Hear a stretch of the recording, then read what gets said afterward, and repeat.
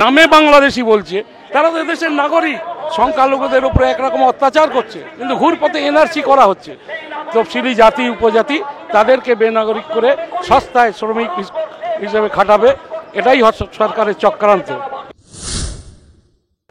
এই যে আসামে এনআরসি করে লক্ষ লক্ষ মানুষ বাদ গিয়ে ডিটেনশন ক্যাম্পের মধ্যে আছে, বিহারে এসআইআর করে 65 লক্ষ মানুষ বাদ গিয়েছে, আজকে পশ্চিমবাংলা তারই তো চক্রান্ত শিকার হবে।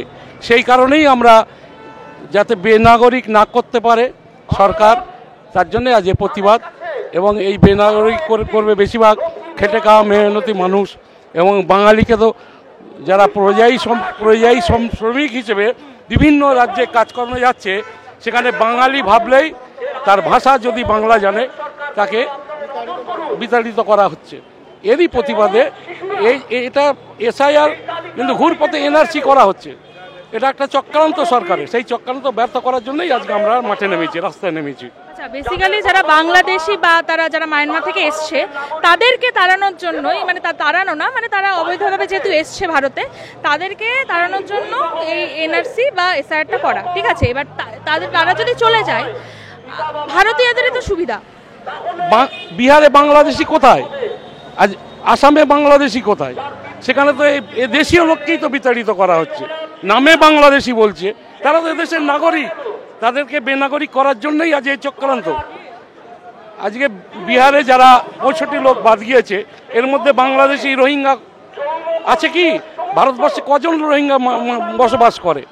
এটা আমাদের এই দেশ কেন্দ্রীয় সরকারের চক্রান্ত। এই চক্রান্ত আমাদের ব্যর্থ করতেই হবে।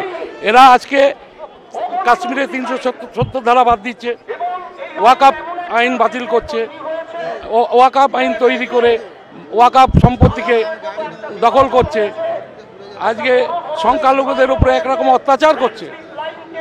উত্তরপ্রদেশ, বিহার, আসাম, সারা দেশে আজকে পশ্চিমবাংলা এক্ষেত্রে সেই একই চক্রান্তের শিকার হয়েছে। এবং বাঙালি যারা তারাই বঞ্চিত হবে, এবং বেশিরভাগ খেটে খাওয়া মেহনতি মানুষকেই বেনাগরিক করা হবে।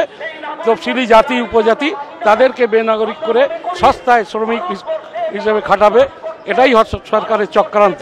এই চক্রান্ত থেকে আমরা যদি না বাঁচার জন্যে আজকে আমরা রাস্তায় নামতে বাধ্য হয়েছি। ধন্যবাদ। আপনার নাম? মোহাম্মদ কামাল উদ্দিন।